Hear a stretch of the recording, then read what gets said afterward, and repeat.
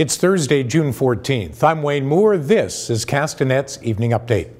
At the top of the news, Susan Allen is calling a report from Transport Canada BS. The agency has concluded the brown substance that fell from the sky through her open sunroof did not come from a passing plane.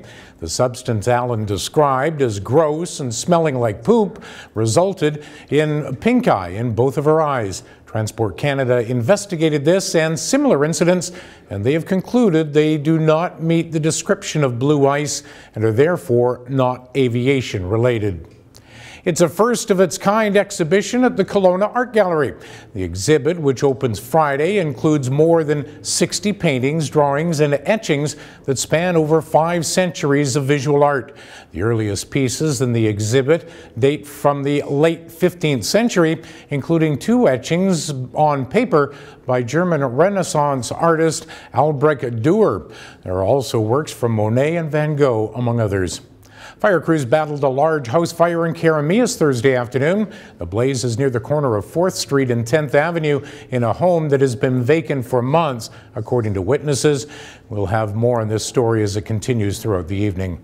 Police are still looking for the driver of a motorhome after it crashed into a tree off-road on Tuesday night before catching fire. A single vehicle collision happened near Hidden Lake in the Enderby area. Police say the motorhome was destroyed by fire. There's no sign of the registered owner. West Kelowna's business and development communities say they're already feeling the effects of the provincial government's proposed speculation tax. At a Greater Westside Board of Trade town hall Wednesday night, developers talked of abandoned projects and business people pointed to lost jobs, all they said as a result of the specter of the speculation tax. Kevin Edgecombe, chair of the Urban Development Institute in the Okanagan, said he's personally seen 65 single-family homes cancelled and is expecting more major changes in the industry as a result. Penticton RCMP had been seizing cannabis from customers of a controversial dispensary in Okanagan Falls months prior to raiding the shop in May. Court documents show traffic stops were conducted on a pair of customers leaving Herbal Green Apothecary on March 19th and 20th, seizing 3.5 grams and 22 grams of cannabis. Police in the raid found 134 pounds of bulk dried marijuana, hundreds of THC CBD capsules, 2 large bricks of hash, and a variety of cannabis oils and extracts. The flood outlook is finally beginning to improve in the community of Twin Lakes, but residents there won't be settled until a long-term water management plan is developed.